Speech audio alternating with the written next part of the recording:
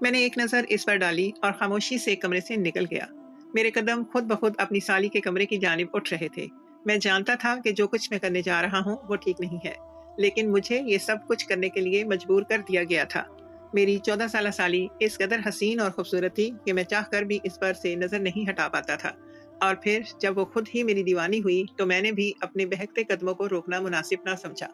اور جب میں نے دیکھا کہ رات میری بیوی گہری نیند سو رہی ہے تو میں خاموشی سے اپنے کمرے سے نکل آیا۔ مجھے روبینہ کے کمرے کی طرف جانا تھا۔ میں دیکھنا چاہتا تھا کہ جو چلتے پھرتے قیامت اٹھاتی ہے وہ سوتے میں کیسی لگتی ہوگی۔ اس سے زیادہ کا میرا اور کوئی ارادہ نہیں تھا، لیکن مجھے کیا معلوم تھا کہ اسے دیکھ کر میں خود پر سے پوری طرح قابو کھو بیٹھوں گا۔ سردی کے موسم میں بھی میرے وجود سے پسینے پھوٹ رہے تھے۔ میرے اندر جذبات کی ایک آگ جل رہی تھی۔ میں چھوٹے چھوٹے قدم اٹھاتا روبینہ کے دروازے پر پہنچ گیا۔ دروازہ بند تھا۔ میں نے جیسے ہی ہینڈل پر ہاتھ لگایا تو وہ کھلتا ہی چلا گیا۔ اس کا مطلب تھا کہ روبینہ دروازہ لاک کر کے نہیں سو رہی تھی۔ میرا دل خوشی میں تیزی سے دھڑکنے لگا۔ میں بس روبینہ کو ایک نظر دیکھنا چاہتا تھا، لیکن جیسے ہی میں کمرے میں داخل ہوا تو بیڈ پر سوئی ہوئی روبینہ کو دیکھ کر میرے وجود میں کرنٹ دوڑ گیا۔ مجھے لگا تھا کہ روبینہ سردی کی وجہ سے کوئی کمبل وغیرہ اوڑھ کر سو رہی ہوگی اور میں بس اس کے چہرے کو دیکھ کر پلٹ جاؤں گا، لیکن یہاں آ کر تو میں دنگ ہی رہ گیا تھا۔ اتنی شدید سردی کے باوجود بھی اس نے کوئی کمبل نہیں اوڑھا ہوا تھا، بلکہ وہ جس طرح کے لباس میں تھی اسے دیکھ کر ہی میں دنگ رہ گیا تھا۔ ایک 14 سالہ لڑکی رات کو سوتے وقت اس طرح کا لباس پہن سکتی ہے، یہ تو میں نے کبھی خواب میں بھی نہیں سوچا تھا۔ میری تو بیوی نے کبھی میرے لیے ایسا لباس نہیں پہنا تھا۔ وہ سرخ رنگ کی بہت ہی خوبصورت سی نائٹی میں تھی، جس میں سے اس کا وجود پوری طرح جھلک رہا تھا۔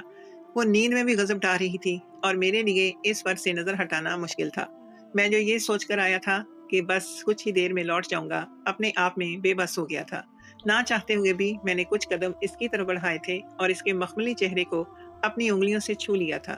میری اس حرکت پر اس کے وجود میں جنبش ہوئی تھی اور اس نے کسمسا کر پہلو بدلا تھا۔